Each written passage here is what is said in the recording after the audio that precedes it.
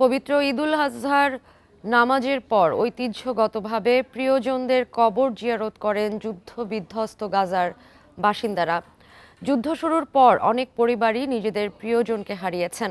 কবর জিয়ারতের মাধ্যমে পরিবার থেকে হারিয়ে যাওয়া সদস্যদের জন্য দোয়া এবং স্মৃতিচারণ করছেন স্বজনহারা ফিলিস্তিনিরা।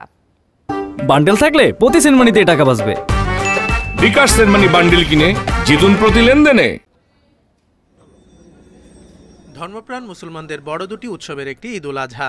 ঈদ মানেই খুশি, ঈদ মানেই আনন্দ, কিন্তু ঈদের দিনও বিষাদময় হয়ে ওঠে প্রিয়জন হারানো পরিবারগুলোর।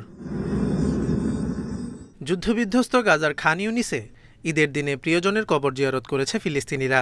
যুগ যুগ ধরেই ঈদের নামাজের পর জীবন থেকে হারিয়ে যাওয়া মানুষদের জন্য দোয়া করে আসছে গাজার বাসিন্দারা। আশা করি আমরাও একদিন বিশ্বের অন্যান্য দেশের মতো ঈদ উদযাপন করতে পারবো, প্রিয়জনের সাথে নিজের পছন্দের পশু কোরবানি দিতে পারবো। আমার বিশ্বাস একদিন এই সংঘাতের অবসান ঘটবে। প্রিয়জন ও ঘরবাড়ি হারিয়ে এখন আর আমাদের কিছুই অবশিষ্ট নেই।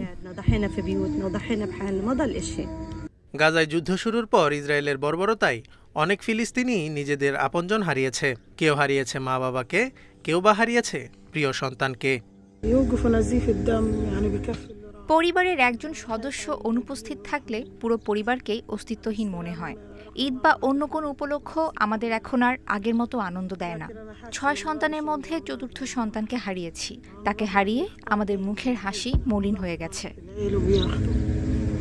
প্রায় 20 মাসের ইসরায়েলি আগ্রাসনে এই পর্যন্ত 54,000-এর বেশি নিরীহ ফিলিস্তিনি প্রাণ হারিয়েছে।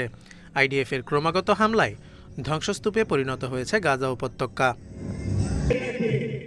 Zobayer Hussain, independent news.